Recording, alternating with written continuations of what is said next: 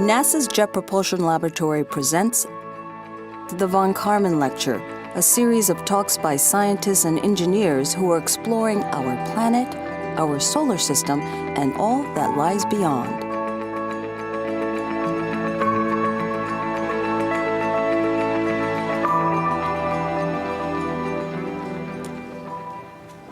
Hey, good evening, ladies and gentlemen. How's everyone tonight? Excellent. Cool. Well, thank you very much for coming out to join us. Comets have inspired awe and wonder since the dawn of history. Many scientists today believe that comets crashed into Earth in its formative period, spewing organic molecules that were crucial to the growth of life. And while some scientists think that comets and planets were both made from the same clumps of dust and ice that came from that sun's birth, others think that these roving time capsules are even older than that, and that they may contain grains of interstellar stuff that may be far older than our solar system. The Rosetta spacecraft, which is a European Space Agency and NASA collaboration, will drop a lander on a comet's surface. But the mission has already started sending a wealth of information about its strange-looking destination. Tonight's guests will talk about what we have learned about the comet so far, what the Rosetta mission will be investigating in the upcoming months, and how we will attempt this incredibly risky landing. Our first guest has been at JPL for 34 years, in which time he has worked on approximately 15 missions, including Voyager, Galileo, Ulysses, Cassini, and Mars Pathfinder. He also managed a NASA program which built many ultralight and inflatable structures for space, including a tennis court-sized inflatable antenna tested from the space shuttle. Right now, he is the project manager for the NASA contribution to the Rosetta mission, which after 10 years of flight is today only 13 kilometers from its target comet. So to start things off tonight, please help me welcome Mr. Art Chmielewski.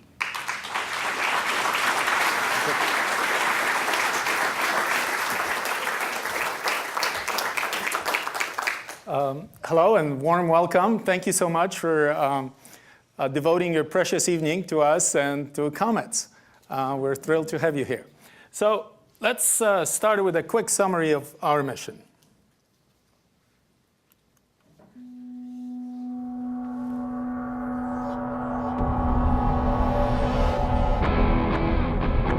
When the Rosetta spacecraft set off for a rendezvous and landing on the distant comet 67P Churyumov Gerasimenko.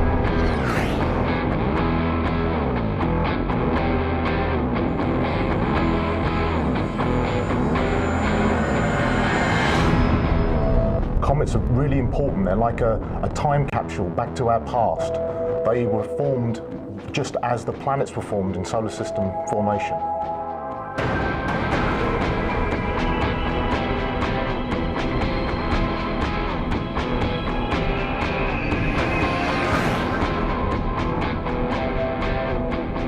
We'd like to understand then if is that the original material that the solar system kind of went from something like that to water and oceans and palm trees and the like?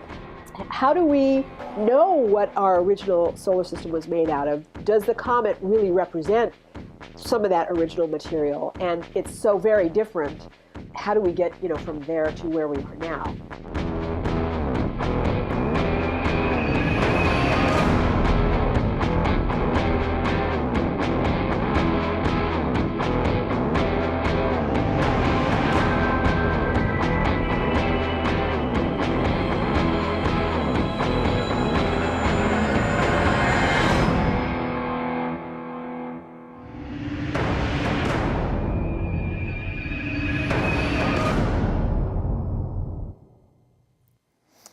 Okay, this would conclude our presentation. Are there any questions? Well, we want to tell you more. We're very excited about this mission, and we want to tell you more. First of all, let's start with the name. Why is it called Rosetta?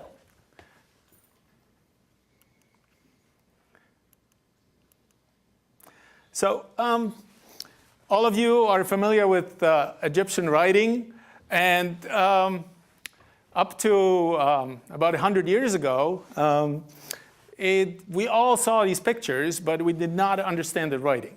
And it all changed. It all changed with just one stone, and it was called a Rosetta Stone because it came from the city of Rosetta. And luckily enough, on this stone, we had the same, almost the same text written in 3 languages. One of them were hieroglyphs, but the other one was ancient Greek. And because the text was almost identical, the scientist who discovered it, he was able to decipher more or less what these symbols mean. So the stone allowed us to understand so much more about early civilization of Egypt. Now, many scientists believe that our solar system started like this. It's a nebula, it's a gas, it's a chaotic kind of gas structure. And we want our Rosetta, we want our spacecraft called Rosetta to decipher this.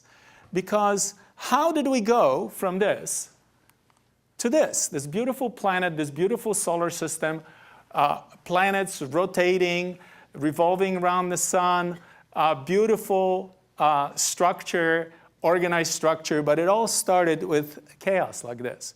So we need our Rosetta Stone.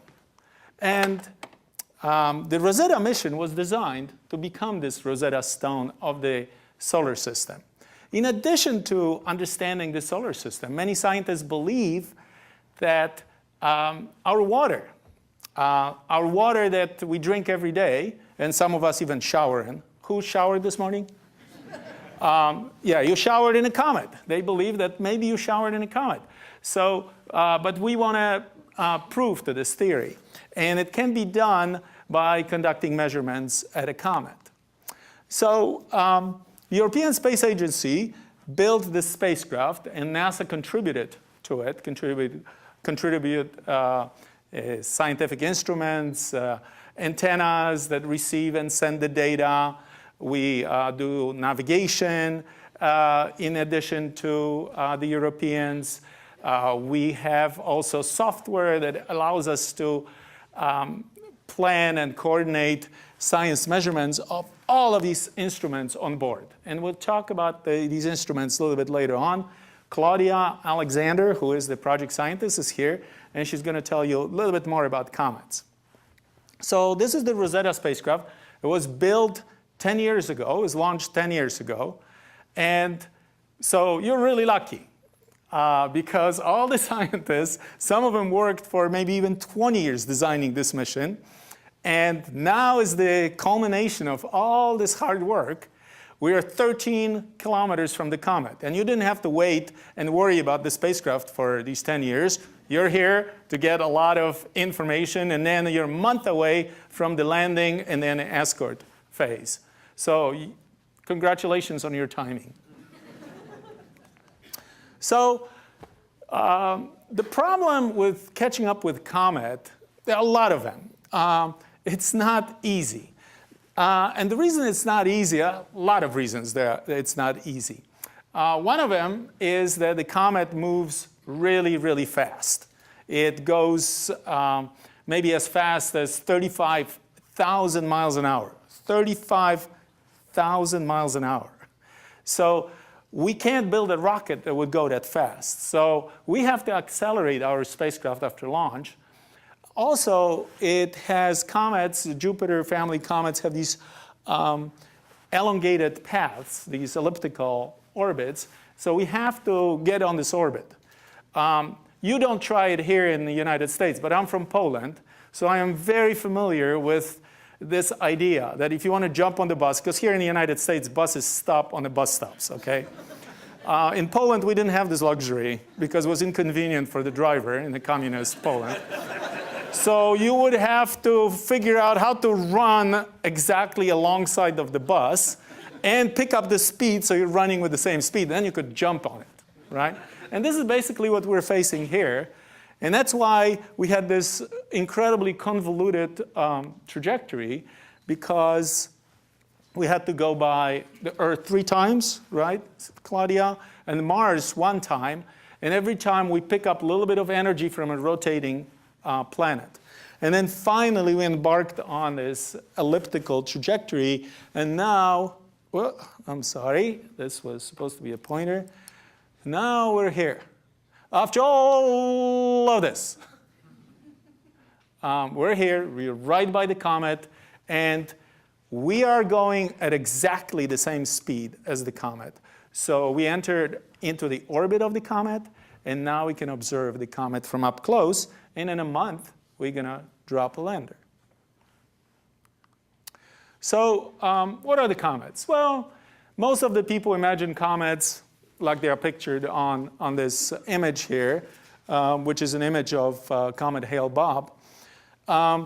You mostly from Earth, if you're an Earth observer, you mostly see the tail, and it's a dust tail. And basically what it is, it's a lot of dust particles reflecting the sunlight. And then if you're lucky, or you can see also the second tail, and this is the ion tail. And these are the charged particles.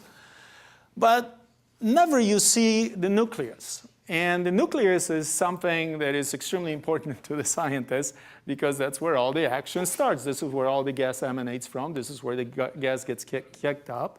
And right now we're in orbit of the nucleus. Nucleus is frozen, and it's not so active when we're 3 astronomical units from Earth, which is 3 times the distance between Earth and the sun, 3 astronomical units. Comet is much colder, and now we can study it and orbit it. So a lot of things that we'll be talking to you about is the nucleus. And this is how a comet evolves here. You can see that this is the elliptical orbit. When it's here and it's past the orbit of Jupiter, about 5.3 AUs, astronomical units, and it's frozen. And then as it comes closer to the sun, it starts heating up. So we are somewhere here on the trajectory on this orbit of the comet around the sun. We're going to do the landing here. You can see it's not hopefully that much activity at that time. And then the tails start developing when we get closer to the perihelion, closer to the sun. So here is the sun, here is Earth orbit, here's Mars, Jupiter would be somewhere here, and the comet goes like this on this elliptical orbit, and we will follow after the landing. The landing is just, as our British project scientist likes to say, is just the cherry on top. We're going to follow the comet as it changes and observe it. And scientists are very excited about this. So let me introduce you to Claudia. Claudia Alexander is the NASA project scientist. She is extremely experienced and extremely knowledgeable to give this talk, unlike me, because she's been on some prime JPL and NASA missions. She worked on Cassini, she worked on Galileo. As a matter of fact, you were a project manager of I was the Galileo. last project manager of the Galileo mission to Jupiter. Exciting I got missions. to turn out the lights. I got to crash the spacecraft into the planet Jupiter on purpose. My friends always tell me to please remember to say on purpose, or they'll think that the woman driver lost control and crashed it not on purpose. So here's Claudia, and for of you students, because there are some students from high school, she went to all your dream colleges, okay? She got undergraduate from Berkeley, she went for master's to UCLA, and PhD to University of Michigan. A lot of you I know are interested in the University of Michigan, so maybe you can talk to her later about this. But now she's going to talk to you about a comet. Okay, so one of the reasons that we study the comets, and I like to think of the comets as the travelers. Okay, Art just described how difficult it was just to orbit our way out to meet a comet that was coming in and to meet it out by the orbit of Jupiter. Imagine going out to meet the comet in its home environment. So the comets are traveling to us, and we're lucky enough to be able to put a spacecraft together. I mean, it took about 20 years to get Rosetta from proposal, which I still have my proposal when I first got out of graduate school. One of the very first invitations I received was an opportunity to propose for the Rosetta mission in 1996. And then in all that time, we assembled it, we got ready, we had a launch delay, and then we finally got launched, and then we had 10 years to wait. So what I want to do here is back up in time and go back to where the comet's home is. And there are 2 comet homes, and I'm going to run this movie now, which we put together to try to explain not only the origin of the solar system, but where comets fit in and why we're so excited about studying a comet, because it's a traveler in distance and a traveler in time. So, Just click and click. yeah, here we go. Correct. So this is one of these ginormous molecular clouds. There are stars upon stars that are embedded in clouds like this that start forming, and sometimes one end of the cloud doesn't know that there's stars forming in the other side. Something caused our particular part to collapse, and we started to have condensates happen, including the sun condensing in the center and protoplanets with angular momentum forming in the dust in the disk that's part of the extended collapsing cloud. And of course, we can't show you the inner solar system. What we have is the outer solar system. And the outer planets were unstable in their orbits, we believe. They were so unstable that they began to, there was a cataclysmic event in which the outer 2 switched places. So let's see if we see this. And as the outer 2, Uranus and Neptune, switch places, they scatter all the debris that was in between Jupiter and Neptune was scattered out to what we call the Oort cloud. So the Oort cloud is 100,000 AU away, very, very large distance, almost to the next star. It's an enormous distance away, the Oort cloud. So now we have the solar system cleared out. But the purple stuff, you see the purple stuff is the disk that remains, and that to this day remains as what we call the Kuiper belt. And the Kuiper belt is the second home of comets. So what we call the short period comets come from the Kuiper belt. They are in the same plane as the rest of the planets. They tend to, when they are distracted forward, using orbital mechanics, they get kicked forward. A lot of times they go into orbit around Jupiter. They become what we call Jupiter family comets. And then they can be kicked out again towards the sun, and they become short period comets that we can actually explore. So there's a short list of comets. That's another question that I'm often asked. Why did you pick comet Churyumov-Gerasimenko? You must have had some very special reasons to go to that special comet. And the answer is that we really have a short list of comets that we can pick as NASA or ESA investigators who want to explore comets. That's why the same comets seem to come up over and over again, Comet Tempel 1, and so forth. But those are the ones that have traveled all the way, are in short periods around the sun, close enough that we can go, and in the same plane as the rest of the planets, so it's not too hard to launch a rocket to go out to meet them. Other Oort family, Oort cloud comets tend to come in at all sorts of strange angles. They come in on hyperbolic orbits that one time pass the sun and that's it. So it's much more difficult to catch up with an Oort family comet. We just have to observe those, and we do as much as we can while they're in town, shall we say. So I'm afraid that the rest of the charts I want to address for the purpose of this talk today are a little bit out of order.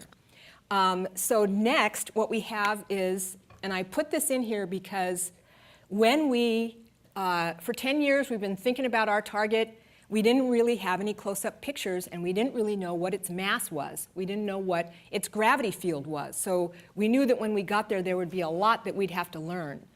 But in our minds, I know in my mind, I had something in mind that was more like this. A sort of a round comet, bumpy, with various inflections on it. In fact, looking with the Hubble Space Telescope, this was sort of the model that was published. And this is kind of the model that we had in our mind, that this would be our target. And imagine our surprise. And I'll show you what our real target looks like in a minute. and that's why this is somewhat out of order. Let's go to the next slide. Now, in its out of orderness, this I was going to show last is one of my favorite. A lot of the scientists on the team, this is one of our favorite shots. This is actually a selfie. Okay, this is the spacecraft, and this is a picture from the lander camera along the solar panels looking at our target. And I'll get to our target in a minute. You know, I'm going to go forward until I can find the picture that I wanted to show.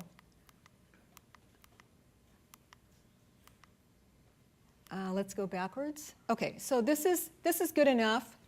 When we started getting close enough to see that we had an incredible shape, some people started calling it the rubber duck. And I'm going to show our latest model here. This is what we really have. This is incredible. This is one of the coolest things we could have possibly, I mean, if we had planned it, I don't think we could have come up with a cooler object to try to study up close and personal.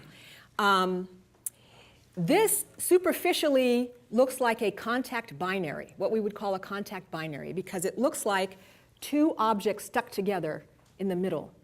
But we can't yet officially call it a contact binary because we would like to know if it isn't just an unusual erosion of an object in space. Has it sublimated in such a way that it's excavated this part of the comet? So in the months to come, we'll be looking at, are these two parts of the comet identical compositionally or different compositionally? And is one of them older than the other? So we've got a lot of exciting measurements to do. Of course, one of the jokes we had was, which one are we going to call Churyumov and which one are we going to call Gerasimenko? And we probably will not call it either. There's an official naming convention that will officially name all the regions and so forth. So we don't get to go take that joke any further. Okay, so let's go backwards.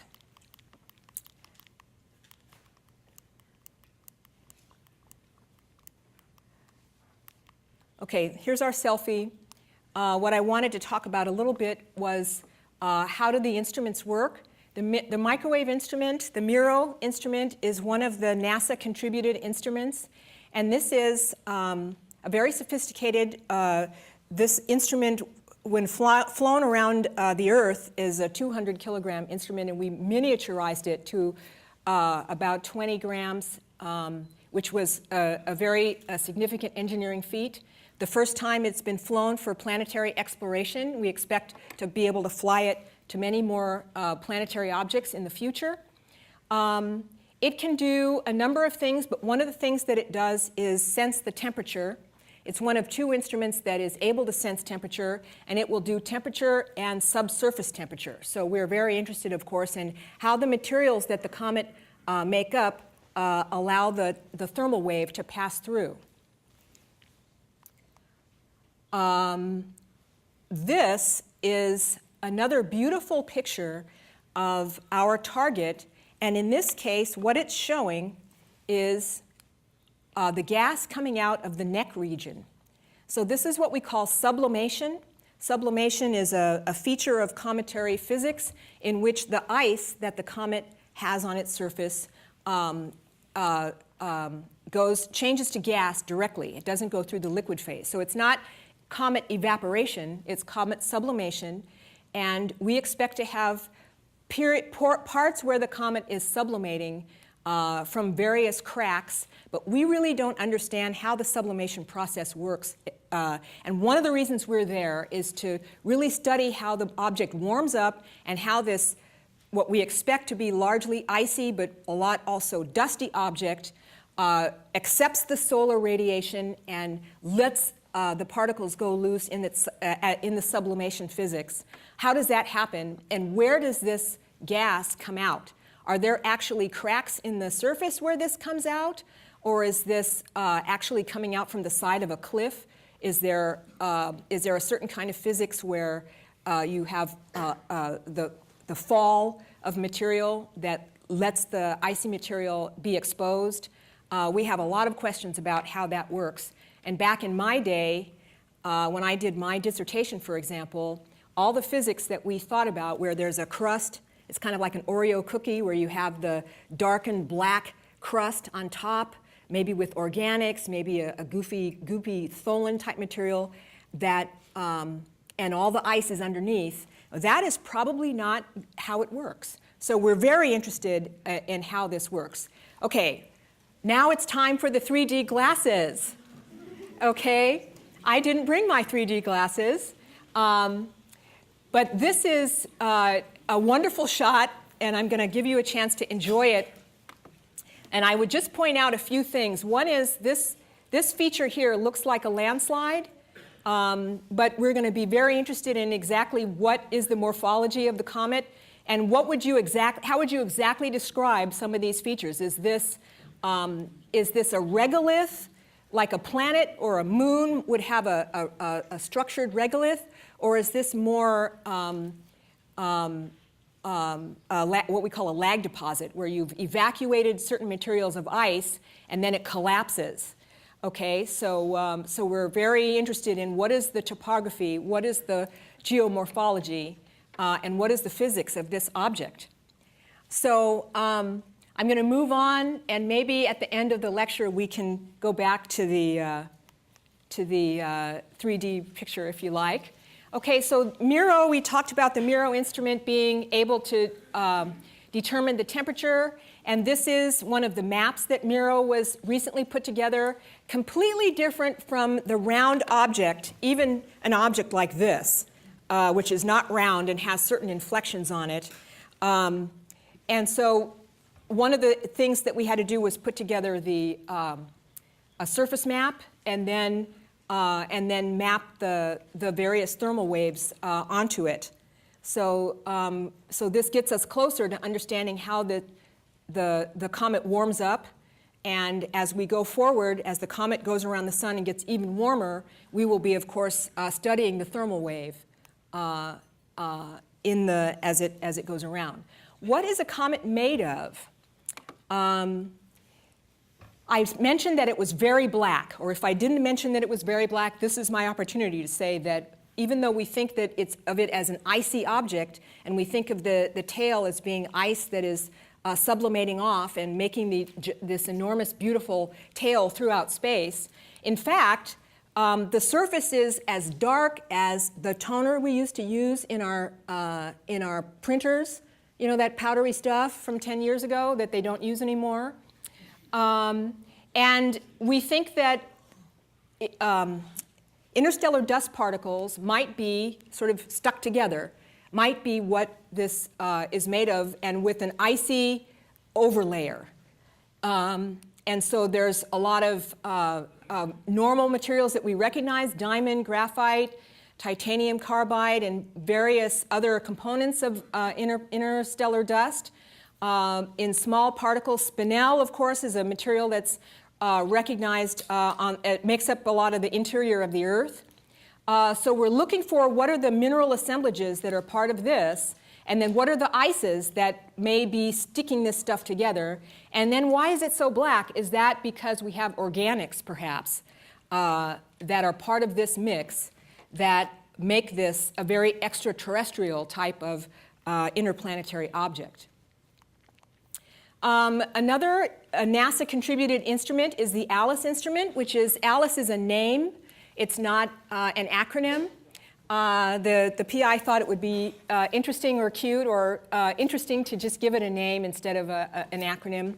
It is an ultraviolet spectrometer, and again, this is the first time that we've flown an ultraviolet spectrometer into space to study a planetary object. How does an ultraviolet spectrometer work?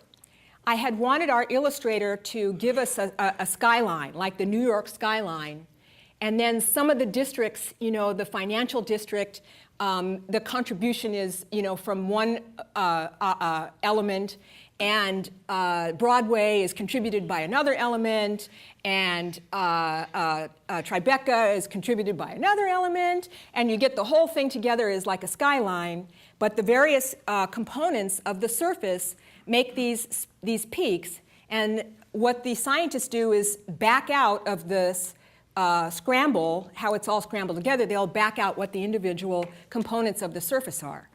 And so the ALICE instrument will do that for us in the ultraviolet frequency band.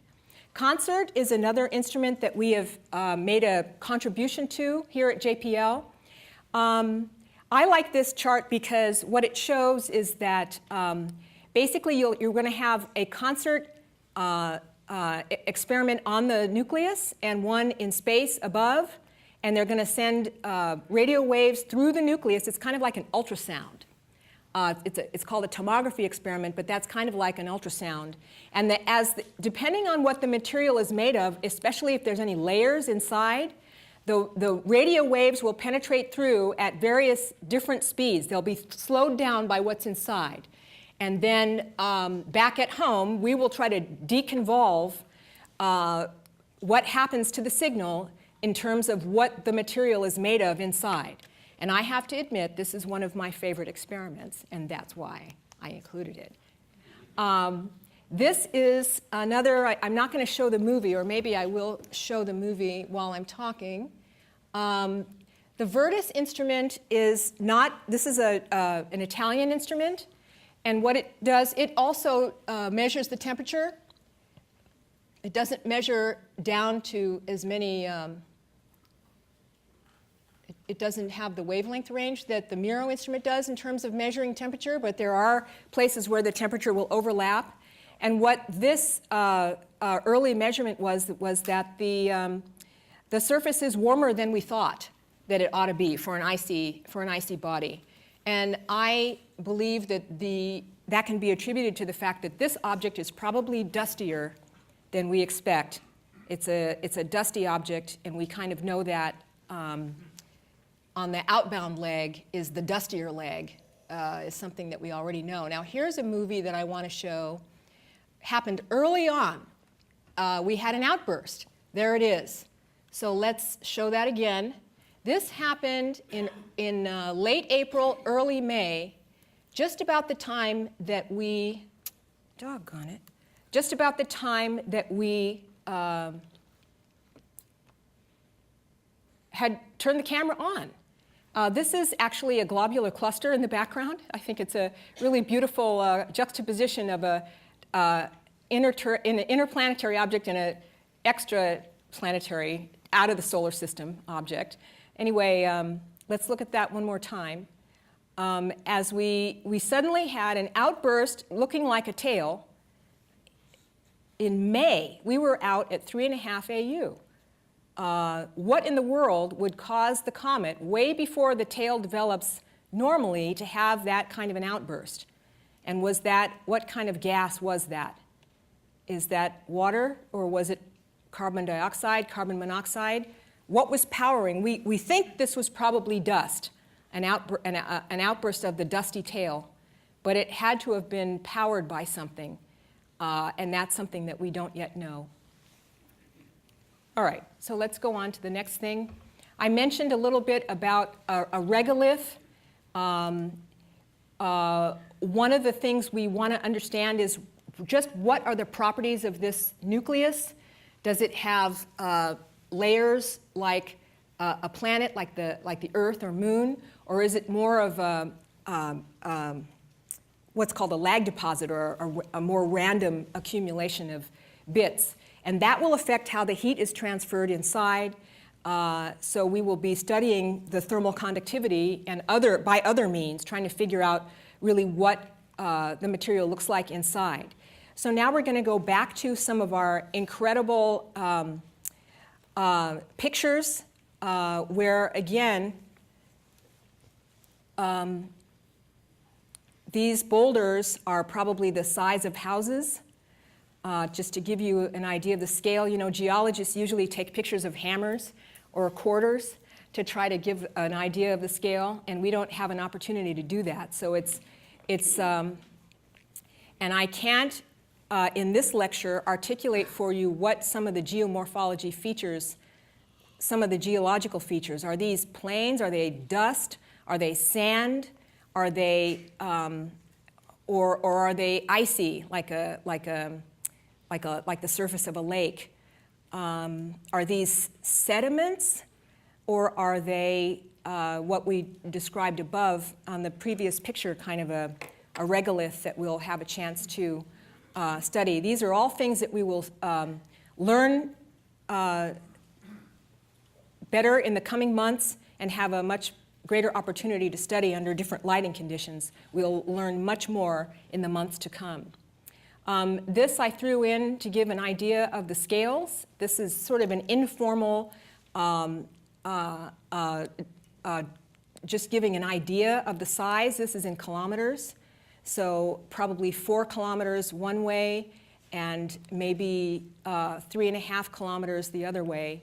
And then the width as indicated, approximately, for those of you who like to draw scale models. Again, I think I showed this one already. This is an image produced by one of our amateurs. We have a campaign underway with amateur astronomers. If any of you are interested in being part of our amateur astronomer campaign, talk to me afterwards. Some of our amateurs got impatient and went to Photoshop with the officially released pictures and embellished them. Sometimes they got silly and showed how the surface looked like Middle Earth and so forth. But this was done by John Goodrick, and I appreciate his work here, trying to give us an even closer look at what this kind of mysterious extraterrestrial environment could be like. This is another view of the gas coming out of the neck region. Again, for me, I'm very interested in what is coming out of this vent. Can we get chunks of material from deeper inside? Will we have a chance even to fly through some of these jets? We will be taking a look at that in the planning process in the months to come. Again, just another beautiful shot of our beautiful target.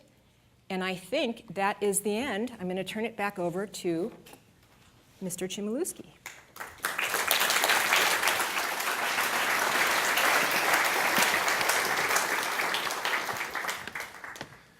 Thank you, Claudia. So Claudia told you about this amazing object. It's amazing and scary. It's amazing to scientists. It's scary to engineers. And that's why we also have engineers and scientists on these missions. For example, Claudia is a project scientist. I am a project manager, engineering background, scientific background. And the reason JPL and NASA likes to do this is because they want to keep the balance. It's like in a court. Because if we only build spacecraft by engineers, then there would be a beautiful spacecraft going very fast and doing nothing. On the other hand, if we turn it over to scientists, there would be these amazing instruments and wouldn't get off the ground. It's like kind of like, a Ferrari and a Mercedes. Ferrari, F40 doesn't even have window cranks, okay? Because it's just built for speed, and Mercedes, will have all the options. So that's our role. So let's talk about engineering of landing on comet, okay? And as you can imagine, not an easy thing. And it's not an easy thing because this is how we imagine that this thing's going to look like, right? As a matter of fact, I got this. This was Hubble first light curve Hubble measurements, and I created this, and I showed it to a few scientists, and they said, don't show it to me. These are artifacts of manipulation of image. It's just going to be round. It's not going to be this interesting. I know you want to make it interesting, but it's going to be a sphere, okay? A basketball. I said, oh, okay, all right. So, well, nobody expected this. As a matter of fact, I was at a meeting in Europe, and it says, did you guys, and then one scientist said, did you guys design it in Hollywood? Because this looks worse than Armageddon. Okay.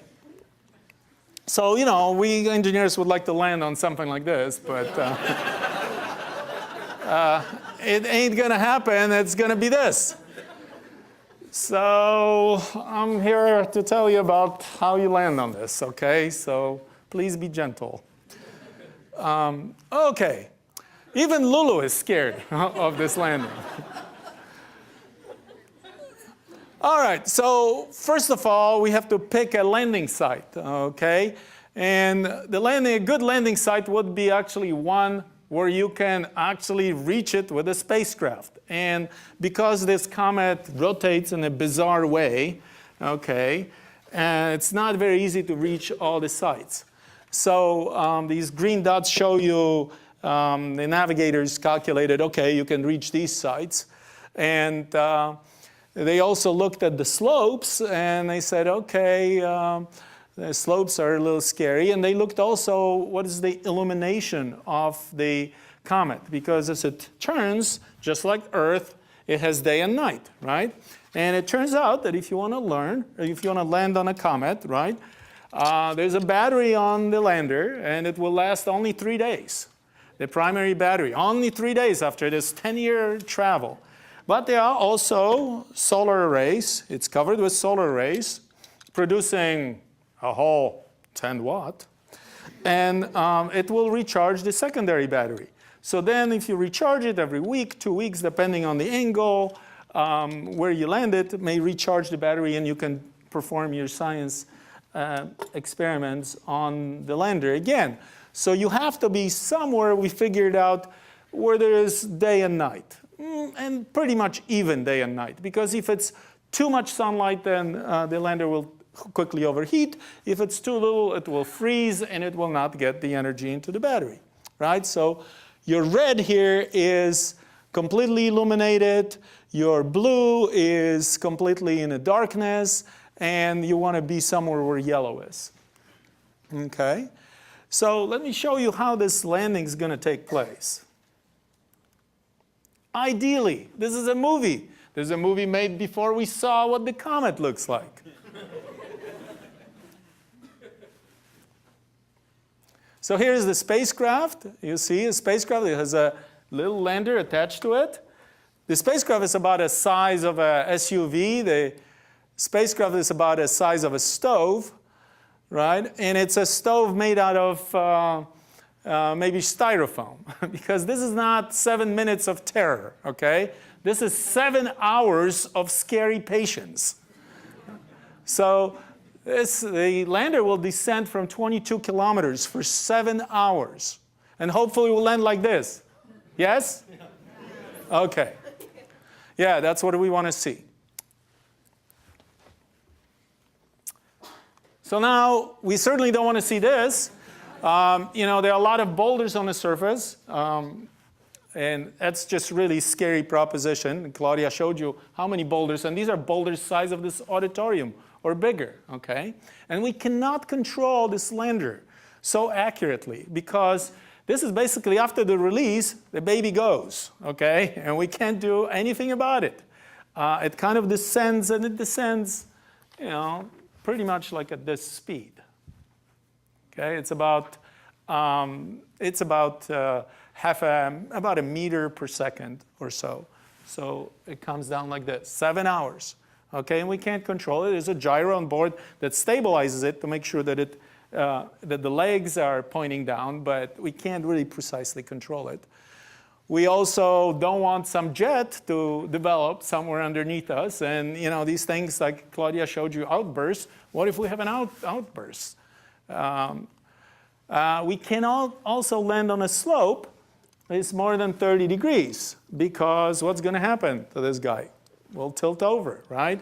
And there are, unfortunately, a lot of slopes everywhere. So that's another thing that limits the landing. And how much dust is there? Okay, or is it like a sinkhole? Are we going to sink in dust? Is it going to be 10 centimeters, 2 centimeters? You tell me. I don't know. No, you don't tell me, because you don't know, and I don't know, and nobody knows. So we picked 5 sites, and they are called, you can see, A, B,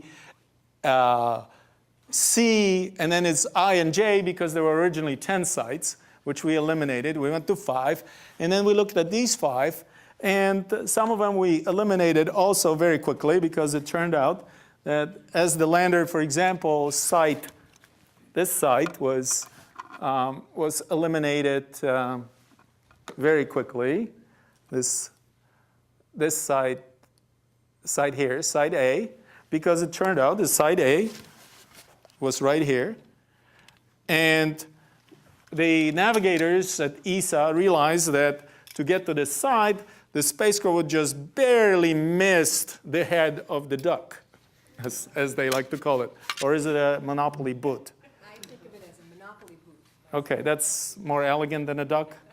Okay, they really struggle with this. You know, they say, no duck, no duck. It's a main lobe, minor lobe, and major lobe, okay? And then 2 minutes later, somebody says, well, you know, if we land on the head of the duck. So, for example, to miss the head of the duck and land on the feathers of the duck here, you know, we would be missing the head by about 150 feet. That's much too close for comfort. So that was eliminated. And then, you know, we studied all of these things, how many boulders there are, you know, what are the slopes at all of these places. And we finally decided that this was an early favorite. The engineers wanted, when they saw this, they started calling it heliport. Okay? And a heliport, this is also kind of interesting how humans function. And somebody else called the competing site Death Valley. So there was a vote between heliport and Death Valley. Where would you go? Well, it turned out that there was more death at heliport than at Death Valley. But you can see, it turned out later, upon further review, that it has about 350 boulders the size of SUVs, so we're not going there. And we're going here to site J, and site J is on the head of the duck.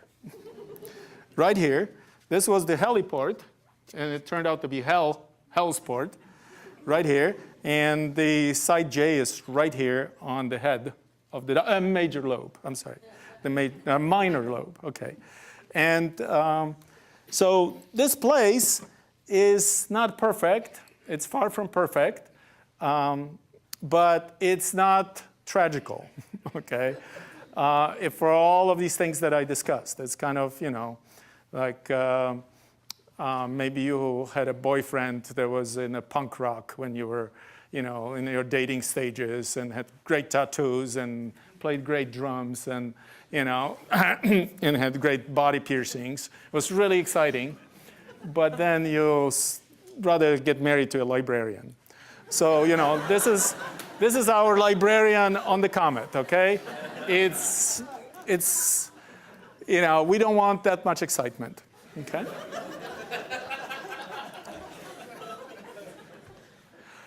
Okay, so here you can see the librarian versus the punk rocker.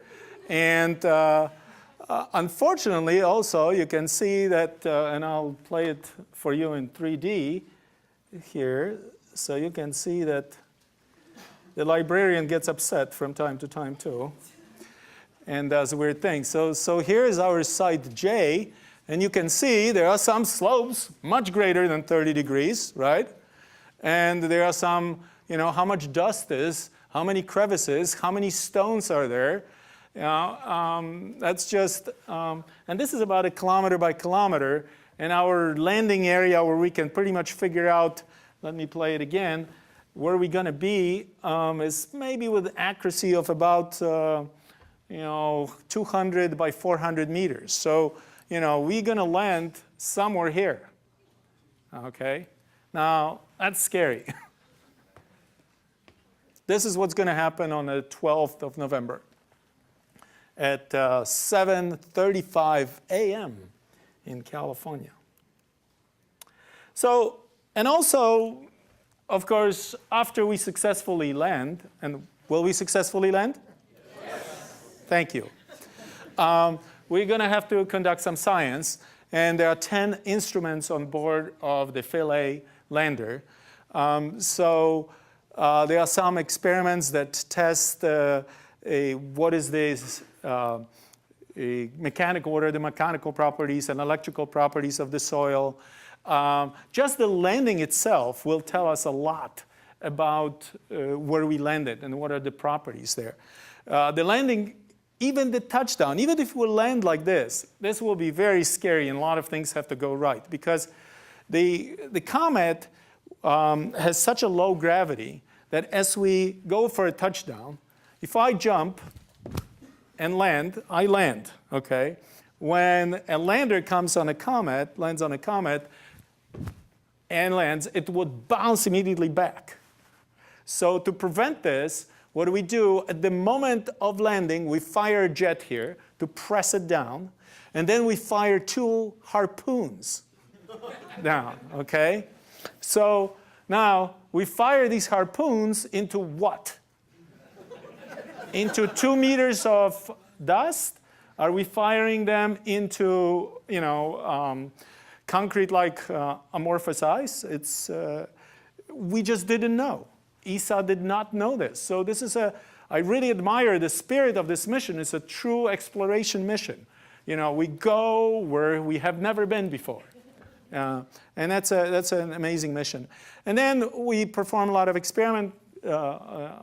Claudia told you about the concert. That's a very exciting experiment with tomography of the comet. So the lander would have to be on one side of the comet and the orbiter on the other side for the radio signal to go through.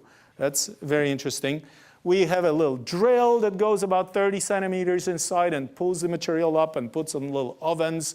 And then we evaporate the material and we see what this gas is to see what is the composition of the surface of the comet. We have a little hammer that hammers into the surface, so it will tell us about electrical and mechanical properties of this area. We'll measure also thermal conductivity. And of all of these experiments, when you put it all together jointly with the orbiter information, we're going to have an idea. What is this? What is the chemical composition? Are these different bodies? Is it hundreds of different bodies in this comet? This is what scientists will be sorting for years to come. So this will go on for almost 2 years after the landing. So as Matt Taylor says, landing is just a cherry on top of a cake. The scientists that doesn't matter if it's successful or not successful, we'll still go on with the Rosetta mission, and we will study it for 2 years as the comet heats up and develops tails and maybe splits into Churyumov and Gerasimenko. No, I didn't say that. Into major lobe and minor lobe, yeah. And as a matter of fact, actually, we can see a little crack here already developing, so that would be interesting. Although the scientists say that that's not going to happen. We'll see. It will be very interesting to geologists. It will be tragical again to the navigators. How do you fly by these 2 objects? But there will be a landing. There will be landing on the 12th of November at 7:35. We want you to pay attention. We want you to drink your coffee, turn on TV, look at the news. Claudia, I'm sure, will be on ABC News. So pay attention. We're all scientists and engineers here, so do this as we're landing for 7 hours. Don't let go for 7 hours. And the landing will be successful, right? Yes. Okay, very well. So thank you so much for your attention, and Claudia and I will be glad to answer some questions.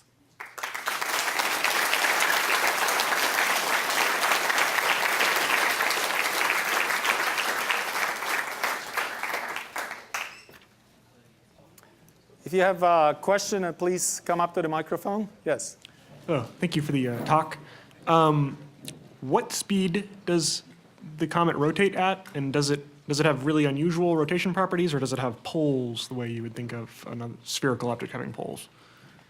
Well, the rotational period is, I think, 12 hours and 24 minutes right now. And what is interesting about it, that it has changed. It was measured before, and it was something like 12 hours, 41 minutes. So the scientists also are trying to sort out what happened at the rotational speed change. But it's about half a Earth day Yes. Thank you. When the lander lands and you get closer to the sun and the solar wind starts pushing it more, the tail starts expanding, is the lander expected to be able to keep functioning even under those as that situation gets more extreme? And are you expecting, if it can, do you think you'll see something really interesting in that period? Wouldn't it be great for the jets to blow the lander off the comet? Well, you said the gravity's so light. Then I don't know. It's screwed in. It's harpooned in. It's harpooned. Too. Oh, Yeah. I forgot the harpoons. Okay. Yeah. Yeah, so the lander will probably work no longer than a month, 30 days. And the reason for this is there are a lot of reasons. First of all, it may do this, right? Then it can melt. You know, it will overcook. It will be too hot for it to operate. You know, you can also lose energy because you know the ice and dust can deposit on solar arrays, so it will not be able to recharge the array. So you know the instruments will not be able to operate and will not be able to transmit. But we're looking forward to having it come back, you know, to recharge and to be able to reuse the lander 2 or maybe 3 more times. Yeah. But certainly we want to have a successful landing and followed by this longer period of landed science, which is at least 30 days. Thank you. Yeah, you probably learned a lot about how to rendezvous with things while you were doing this. Do you have any intention, or is it helpful in learning and maybe planning how to eventually zap and rendezvous with asteroids? Do you learn that from this by any chance, or is that a completely different issue? Absolutely. No, it's not a completely different issue. It's navigation around small bodies is something that we really want to learn because small bodies are in. We want. Absolutely right. So the comet black, you know, very dark bodies, and asteroid black is the new black. They are. We really want to learn how to navigate around these bodies. For example, right now, NASA and ESA in parallel try to determine the orbit of the spacecraft around the comet, and they're comparing their solutions. They are about 200 meters within each other, so that's really a great achievement. Asteroids are much larger, so there's more gravity. We already landed on one asteroid. But comets are much more difficult. They change also their trajectory due to jets. Yeah, I mean, I think asteroids are denser, so the gravity itself is much more robust than around a comet. And then navigating around a comet is like you have to predict the weather. I keep comparing it to navigating, you know, that volcano in Iceland that goes off, and regular commercial pilots say we are not going there, you know, because we can't fly through this dusty. And we, you know, engineers have the same problem with spacecraft navigating around a comet that's emitting clouds of stuff. So we do, if we ever want to do this again, definitely we will be learning from Rosetta. Yes. Yeah, well, first, a little bit of silliness. One of my colleagues has suggested that if, in fact, it is a contact binary, desideratum for the names is that Churyumov is a shorter name and should therefore name the smaller part. A more serious question, you mentioned the slopes. Is that measured with respect to the gravitational gradient at each point on the surface? And are you getting the gravitational gradient by analyzing the orbital motions in the way that Sjogren did with the moon and that Konoplev is doing now with Mars? An excellent question. So maybe you can throw in something into this because it's a very complicated problem. But we're calculating the slopes with respect to the normal, to the expected position of the lander at impact, right? And this is, of course, the gravity has is a huge component of this. But the gravity of this body is about 1/10,000th of Earth's gravity, so it's very small. Also, impact of gas is huge on the lander. Is almost, I think, as large as maybe 1/3 of gravity. So so the slopes are calculated with respect to the normal to the ascendance of the lander. And then your second part of your question was?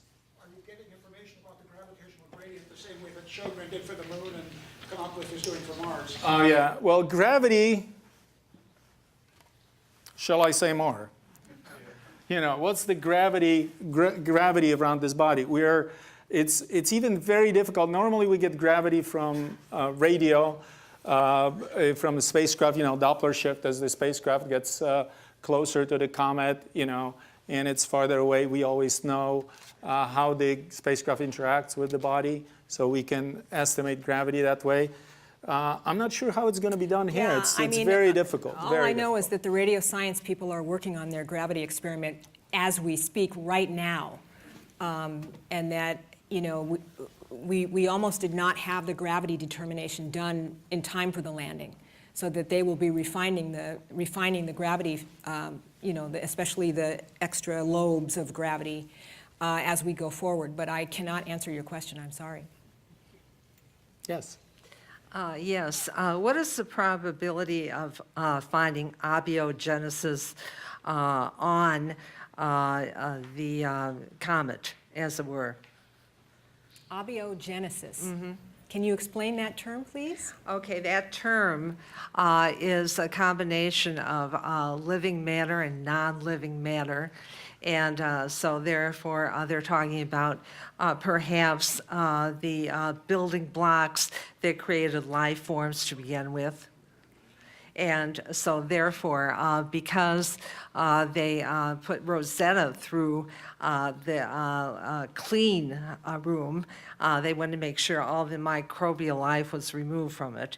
But therefore, it might assume more microbial life once it's landed. I mean, they will have everything they need to determine, you know, the elements and molecules, organic material that is there. You know, if we detect, you're asking if we detect some sort of biological signature, would we have the instrumentation to determine that? I think we do.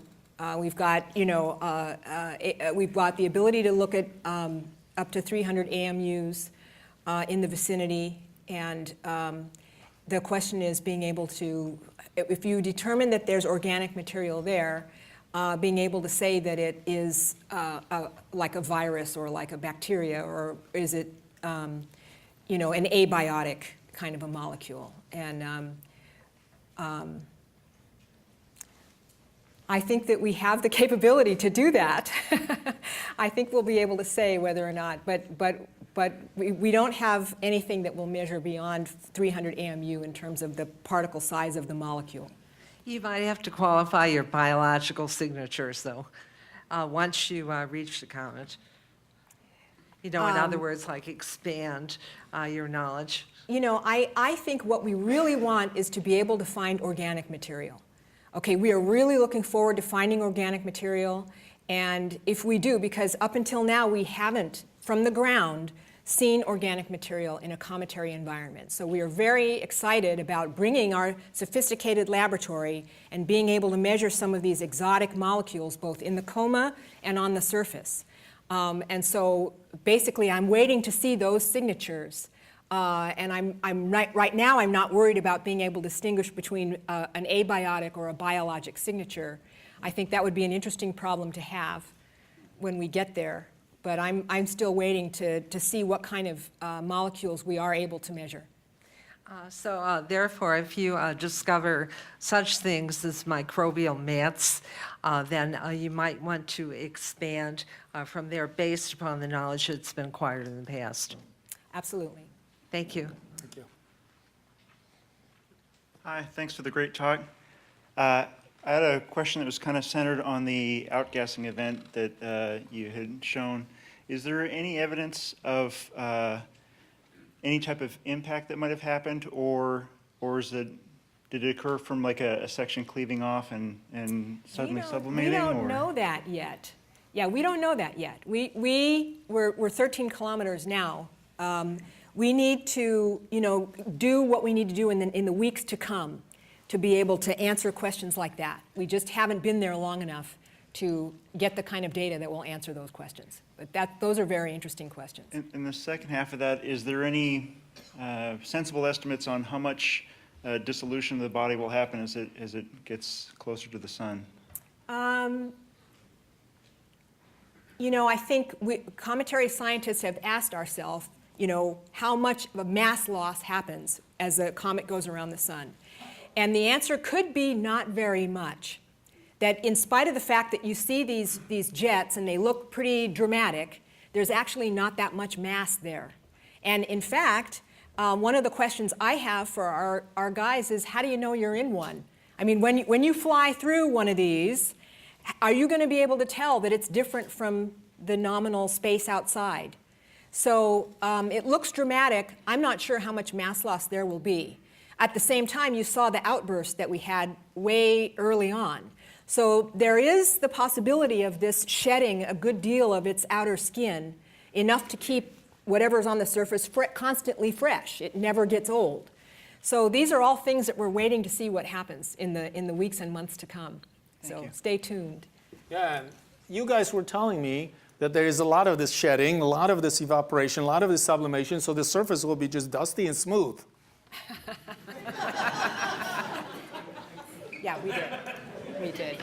We also said that we're excited to see what we have never seen before, right? It's going places that you've never seen before. Yes? Yes. Hi. I have a question regarding on the landing and how far we would go. So earlier you mentioned that regardless of the landing that happens with the Rosetta spacecraft, you said that over time we still be keeping track of it over 2 years. Now, how far would be the distance before we end up losing contact with the spacecraft on the rocket? Would it be over 2 years? Was that just an estimate, or is that just as far away as we can keep track? I don't imagine we will ever lose contact with the spacecraft, because it's going around the sun. Mm-hmm. So when it goes, when we stop, when the mission, the so-called end of mission, is an arbitrary date that somebody threw a dart at the calendar and said, we're done. Estimate. Is it an estimate? But we can stay in contact with the spacecraft as far out as it is, as close as it is. So we will always be in contact with both the spacecraft and the lander until the lander overheats. Yeah, okay, here we go. So here we are, approximately getting ready for our landing, which takes place at the red X, which you can't see the red X. Mm-hmm. We're, I guess, over here. But we were in contact with the spacecraft, out here. And I guess you're right, that there was a period at the aphelion part where we turned the spacecraft off. Okay. And when we did that, we turned off, we didn't have any signal, no beacon, no nothing. Very risky in terms of the engineering. But that's not because we couldn't have. It's because we were trying to preserve all the possible power into keeping the spacecraft warm. So it wasn't the distance away that we couldn't reach? Okay. No, there's no distance where the spacecraft will be out of touch. We'll lose contact with the lander, but because it will overheat. Overheat, but we'll not lose contact. The only reason we couldn't, for example, continue this mission further is because limitation of propellant, so you have to, do attitude control, and limitation of.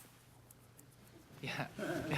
But wouldn't that distance be even like another thing to look out for? Something else that we haven't seen? Or would it make a difference that we can't see that part? You mean going out to the orbit of Jupiter, kind of? We have spacecraft that have gone beyond Jupiter. Okay.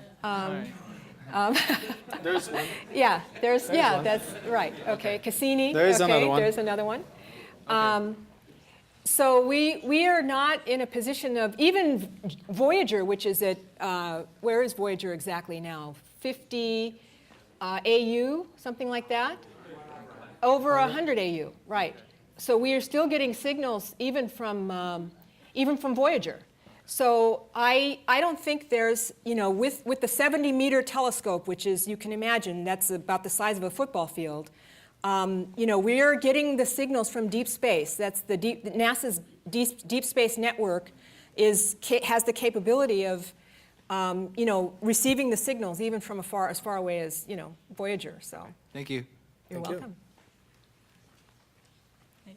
Thank you for the talk. I was wondering approximately what's going to be the escape velocity on the surface of this comet? Escape velocity on the surface of the comet. Relatively low, probably. Escape velocity, but, Paul, you just calculated this, didn't you? yeah. It was about a meter. Wow. Yeah. As a matter of fact, we calculated the landing speed with which the spacecraft is landing is like what, 1/3 or 2/3 of escape velocity. Okay. So it's very low. And one more thing, I'm not sure about this, but did the spacecraft go through like a triangular path before it gets to the orbit? Yeah. And what's the reason? Is there a specific reason for that? Yeah. So you're referring to the early orbits. Yeah, when we approached the comet, we were in these triangular paths. So we were about 100 kilometers, and we flew these triangular orbits. And then as we assessed that there's not so much gas here, so it's safer to come closer, then we entered the orbits. They're circular, and we call them bound, because actually gravity is holding the spacecraft. When you're that far, gravity has no impact on the spacecraft, so you can have any orbit of any shape.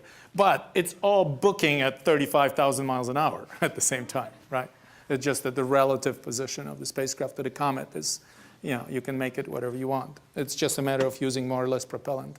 I mean, I might mention that we entertained for a long time the idea of square orbits, if you can imagine. To go into orbit, quote unquote, around an object that has so little gravity, we actually had these triangular shaped orbits, and you could build different sides of triangular shapes in order to be able to do the measurements that we intend to do. So it has been a really interesting and entertaining kind of new kind of a way to navigate around an object. And a lot of these things are not very intuitional because it's of low gravity. You would be a great basketball player on the comet. Take this, Kobe, boom, because you could jump, kilometer up. Yeah. Thank you. I actually have two questions. First of all, how long is a day and night on the comet? Okay. And what will happen to the rest of the spacecraft after the lander is on the comet? Okay, so this comet, so a day and night is, so the full revolution of this comet is, so let's say we're starting by duck looking at you, okay? All right. So the full revolution, which is full day, will be when a duck is looking, duck is not looking, duck is showing its butt to you. Now duck is looking again. So that's one full revolution, and it's one day, and that's about 12 hours. So it's a half of a day here. And 6 hours of this will be night, and 6 hours will be a day. In some places, just like on Earth, there will be polar night, and there will be continuous illumination. And the second part of?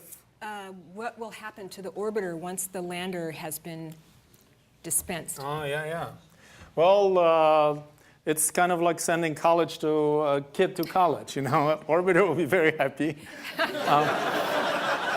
And say, okay, now I don't have to worry about this guy. Well, 3 more days, son, you have a dorm? Good. You bought books? Good. All right, bye, see you in 4 years.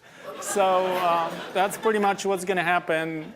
Maybe a month, we'll have extended science mission on the surface, and after that, we'll not communicate. I mean, the orbiter will keep going, okay? So we showed the rest of the trajectory here, and the comet will be heating up. So here's the warmest part is the red part here, and then it develops its beautiful tail, and all this time, the orbiter will be doing its measurements, okay? Maybe we'll even get a chance to fly through, one of the jets, fingers crossed, okay? And then on the outbound leg, this is the dusty part. Yeah. You bet. Okay, these safety guys are just such killjoys. They don't want to do anything interesting. And then we stop right around here, And maybe potentially that we might keep going and come back around, but we haven't exactly decided what our end of mission scenario is going to be. But we might go back around and do it again. But basically, we do the landing, and then the orbiter keeps on going, doing a lot of important measurements that we still have things to learn, all the way through perihelion, where the tail is biggest. And then when the tail starts to die down, this is now in the different season. So if this were summer, this will be winter. And we'll be looking at, this is also the dusty side. So we are going to do seasonal variations, and we're going to look at what happens on the other side. Why is it dustier? Why is this side different from this side? And then we stop right around there. Thanks. Thank you. Thank you for an interesting question. Thank you for the wonderful presentation. I heard you mention that you wanted to bring the module back, the landing module back, and reuse it again. Do you expect to have the landing module move around on the surface, no, we will or just? not. We were, even though in principle, yeah, we would like to have it back. But no, we're not going to bring it back, okay? But the idea is that it has batteries that can be recharged. So we will continue to be able to use it. So the first part of the lander mission is maybe 3 days, and then the primary batteries will be used up. So then we'll go through a period where we'll recharge the batteries, and then hopefully we'll get a few more days, and then the secondary batteries will go belly up, and we'll maybe get to recharge them again. And we will continue to do that until it gets so warm that the lander no longer functions because it gets too warm to function. And when you hear that we will move around, it's not a rover, right? It has harpoons that hold it down, right? So it can't move. What moves is this upper body, right? This has capability of rotating. And of course, we have to pick up the instruments here, and then we can rotate so we can sample, but only, like for example, this white stuff here, this is drill that we drop, right? So we can drill here, rotate, drill here, rotate, but it's only, within the radius of the rotation of the spacecraft, of the lander. Are there any few specific instruments that you can quickly discern if the comet is made of different bodies and that? I think that we'll be doing the sampling of material coming off, and as we go around, we'll be able to tell, first of all, you have to trace back any particles that you get to find out where their point of origin was. And then, is there any compositional differences that would definitely, beyond a reasonable doubt, allow you to say one of them is older or one of them is chemically distinct from another? So I expect us to be able to do that, but I don't expect it to happen right away. Okay. Thank you very much. And let's have last question, please. Yeah, and then we have to go to a couple online questions. Oh, yes. Thank you for the talk. One question, it was, what kind of effect would considering how low mass the actual comet is, what kind of effect would the gravitational field of the orbiter and the lander going to have on the orbit of the comet, if any? What is the, I'm sorry, could you repeat the question? Yeah, so considering how low mass the comet is, what kind of effect, if any, would the gravitational fields of the orbiter and the lander going to have on the comet's orbit? Oh. That's a really good question. Nonetheless, the lander and the orbiter are still much less mass than the comet. I mean, the comet is maybe the size of the Los Angeles basin. Maybe, I've seen some pictures people have put online, the size of the city of Los Angeles, with extending up into the atmosphere by, several miles. So it's still a lot more mass there than the spacecraft. But believe it or not, the presence of the other planets have an effect on being able to navigate. It's navigation around an object like this is not simple because the mass is low and your mass is not as irrelevant as it would be around Earth or around Jupiter. So in spite of the fact that there's very little mass in the spacecraft, it's still closer to the comet. So that's a really good question. What will make eventually difference is as we get closer to the sun starts interacting with the spacecraft, and that's why we'll not be able to orbit. So, you know, as much as we're, well, this is my orbiter. So, you know, so right now we're able to fly like this because there is, you know, the spacecraft feels more gravity of the comet than gravity of the sun. But as we get closer to the sun is pulling the spacecrafts. So we kind of will be, this is how we're going to orbit, you know. This will be kind of a weavy flybys. Thank you. Okay. How about somebody? Okay. How about if you read it? We have a person who speaks all right. English. Actually. The instruments, among the instruments, which are the ones that NASA or JPL is at the driving seat of? Okay, so we've contributed 3. I said 3 and held up 4. Okay. The MIRO instrument, which I described, the microwave instrument, is a JPL instrument. The ALICE instrument, which I also described, is from Southwest Research Institute in Boulder, Colorado. And we have another plasma instrument called the Ion and Electron Sensor, which is another Southwest Research instrument from the San Antonio campus of SWRI. So that's our 3 instruments out of 26. And we have, well, not even a half. It's, we also contributed some hardware to the Rosina instrument, which is from the University of Bern, which is just an incredibly capable mass spectrometer that we're very proud to be part of. But Lockheed Martin built. And Lockheed Martin in Palo Alto built those components. Great stuff. Everything's working. And everything's working. No smoke coming out of the back. Okay. Okay. Can life survive in a comet? Scientific question. Okay. Okay. The answer is probably, life is able to survive in some really strange environments, including so-called clean environments. We've discovered that here at JPL, in our clean room, which is supposedly clean, there are species of bacteria that have learned how to survive in there. So a whole new species, the clean people, have been able to survive detergent and other things. So life is really tenacious and, you know, able to survive. So I think there's almost nothing that, you know, if it figures out how to survive when bombarded with cosmic rays and ultraviolet light and all the, without, you know, there's a lot of species of light that don't need oxygen to survive, even on Earth.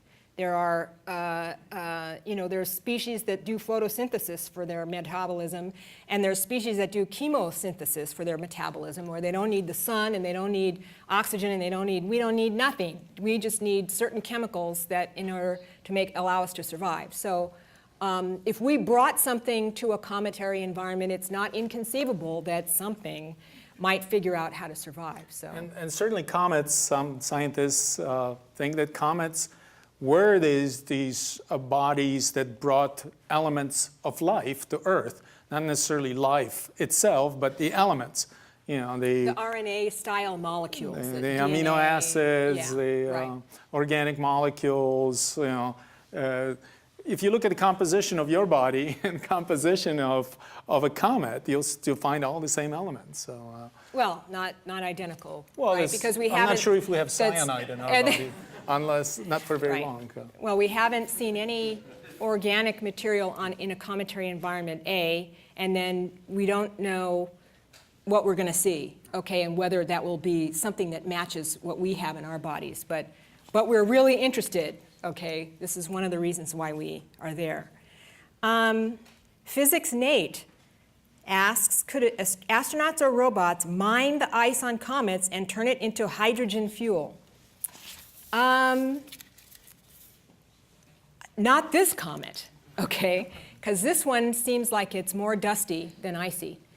And the volume of ice that's there would probably not justify the cost of sending a mining mission out to do that. But it's not inconceivable that there's an icy comet. But we've seen composition of comets. There's roughly about 50% of water, 50% of dry ice, carbon dioxide. This may be, or 10%, 90%. It's always, there's a lot of water. Right. And water has hydrogen. I just think that we have to be aware that this is a pretty extraterrestrial kind of an object. So when you think of water ice, you're thinking of what's in your refrigerator or freezer, you know, what comes out of the tap in your house, even if it's Los Angeles County water that comes out. And what we have in the comet is a really extraterrestrial material. It's water ice, quote unquote, but it's got some strange contaminants. It's got strange isotope signatures in it, and it's mixed in maybe intimately with this interplanetary dust component. So the actual mining part would have to be evaluated carefully for its cost effectiveness. Okay, I think that's it. Thank you so much for coming and sharing our evening with us.